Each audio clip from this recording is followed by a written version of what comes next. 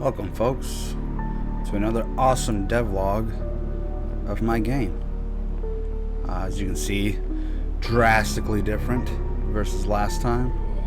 I've changed the entire playable area, changed the entire character, kept the same enemies, just added a bit more to them. Here I'm showing off the lock-on system. I still need to work on that. I wanted to actually fully encapsulate the enemy character, more similar to like Siphon Filter. Here I'm just messing around with the katana sword, because eventually your character will get a sword to make killing these vampires a bit more easy. Here I'm just going through the battle system. We're fighting the gargoyle enemy. They're a bit more intelligent versus like your lower rank ghoul character, which I'll have. And they use no weapons. They have wings. I did originally want them to fly around, but as you can tell, a lot of this area is kind of enclosed. It's difficult. Here is a pick-upable hatchet weapon, which I created for the game to have in there. Again, same lock-on. Good range. You can block with it, which is good. One of the first melee weapons. Like, normally you're not going to start with the katana right off the bat. I wanted you to go through this section kind of unarmed until you get the hatchet, but I wanted to kind of speed things up in the video, so I changed it up a bit. Here we're dismantling another gargoyle. Look at that awesome dissolve effect. Here's the enemy blocking our first firearm weapon to defeat him, and get a chance to pick up a gun, which makes things drastically easier. I love that dissolve effect. I was pulling my hair out trying to get that made. Like, how am I gonna get this working? And then I just decided to just put it in the animation for the death of the character.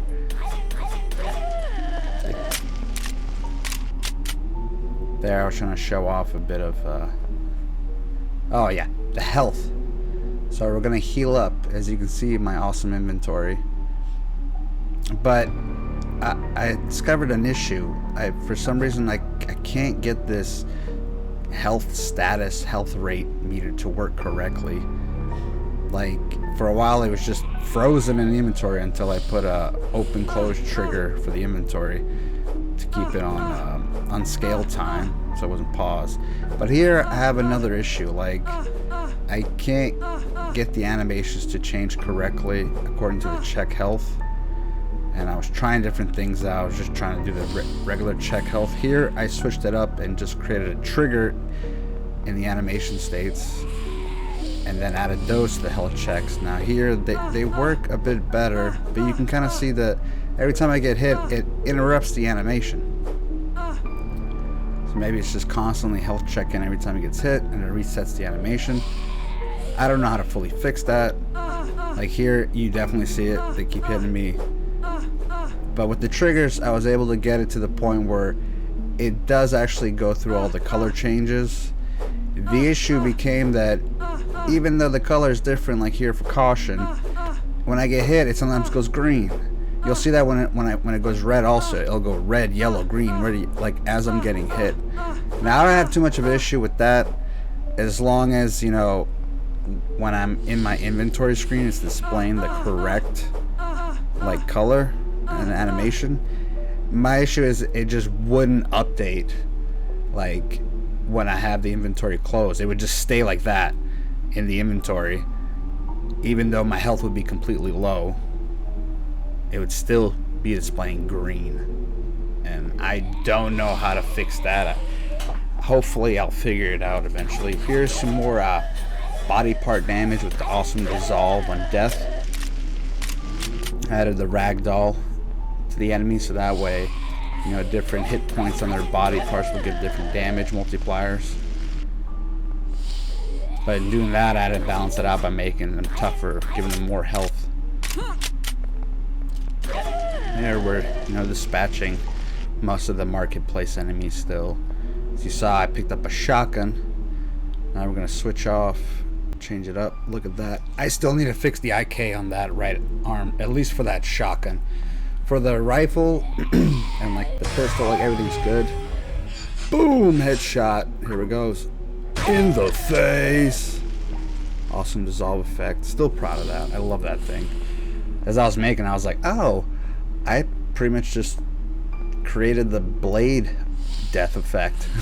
And I was like, what's perfect? I am killing vampires. There, as you saw me, I entered a little invisible trigger, which changed the music. Because I feel like we need music triggers to change the mood every once in a while. And I was just testing things out.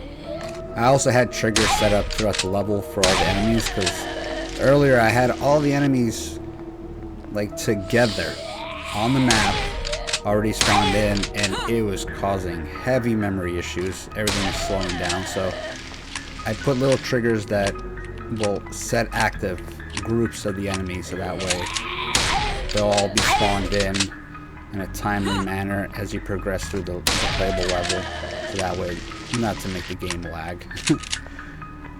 Here I'm dispatching the last of the enemy, and then this is supposed to be the end point of the playable little prototype section. And right now I'm kind of heading back. You know, I still have a lot of work. Working with Vector is really amazing, but it's also really tedious. Not a lot of good documentation, and especially the way I'm trying to put together my game is more of kind of like a retro action horror. Here we're gonna go find a little hidden weapon I put. Now, as soon as you pick up that weapon, guess what? Going in there, you entered another enemy spawn trigger. So we'll get 3 extra enemies to dispatch with the new rifle.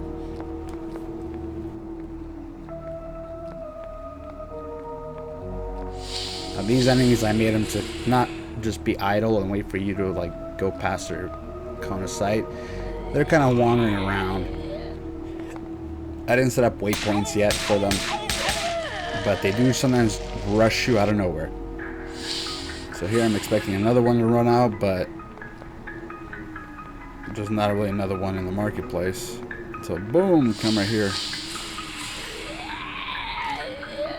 Yeah, with the death of the enemies, at first I was having issues. I was like, okay, I gotta destroy the game object because I don't want a bunch of dead enemies all around the level. And then I was like, well, I don't want it to just instantly disappear. So I was like, I gotta think of a cool effect. So I put together the dissolve stuff, which was really neat once I figured it out. Now here is more of the new character model, displaying the holster I have on her, and when she holsters the pistol, it goes into the holster. See, front design, side design, and back design. I spent so many hours. I spent a whole week putting together that new character from the old one, because the old one was giving me too much issue, and it wasn't really a humanoid character, so trying to put it to all this in vector like humanoid animation states, and it was a nightmare. So I just decided I'll make a whole new character. Now here we get a little bit more of the inventory, just things I want to do. Like we have the equipment items and options. I have this whole section. I kind of want it to be more set to I have 9 items total I can have, and then once you click on one of them, you'll get the equipped, you know, combine, all that stuff. Down there will be the objectives and the notes. I want to just combine these all into one set of, you know, block for the items. You can have 9 max, you know, whatever it may be, consumable, defensive, weapons, whatever. It's just been kind of rough trying to like put it all together, because I don't understand what like any of these little sub menus in Vector do, and like how to set them up properly for a specific type of inventory. But I'm working on all of it, you know. As you can see, like there's this kind of CRT effect on the character. It's supposed to be moving, you know, but I don't know, for whatever reason, when you're in the inventory, like everything else is kind of paused, like effects wise. Maybe I gotta add image effects on it. I don't know. We'll figure it out someday. But yeah, now I'm gonna be heading back towards kind of the start of the area. I wanted to kind of like showcase my idea for at least this prototype playable. I want to figure out how to do Cinemachine in-game cutscenes of having her arrive at this place through here, and then kind of going towards, like, her goal is to get to that area where we finished off. So she's gonna go through this area first in the cutscene, and then the gate's locked. We have to figure out another way around. Of course, I'm gonna give the player an option to climb things. Here, I'm gonna have the gate locked, but I'm also gonna have barbed wire along the top of the fence line, so you can't just easily climb it. See? And I'm gonna just, oh shit, we gotta go find another way in. So let's head back through this way. And then that's when I'll have that first enemy spawn here, and it'll attack you while you're unarmed. And then as you pass through that gate after defeating the enemy, that's the next trigger, which should spawn 3 or 4 more enemies here. That one guy we fought there, another guy in that alley, another guy around the bend. And then I wanted to set up a kind of like a blockade or something that we could climb here. This would be like the first climbable area. And kind of once we climb over that, then we'll get attacked by that enemy in there. And then get the pistol and then work our way down through here and dispatch these enemies. I do want to develop a flying enemy. They can kind of move around. And then maybe make some of these little stands climbable. So that way, you could have a higher stance advantage. I don't know. I haven't fully developed the ideas yet. Like I said, I'm just testing and learning everything. And then end result will be lead you through here to fight the last few enemies. Hopefully get a key to unlock that gate. And then, you can come through in here and then finish up the level. Because she's going to be riding in with the motorcycle, so the goal will be get the motorcycle to the garage. At least for this playable prototype. And that's been all. Hope you guys enjoyed it. Take care.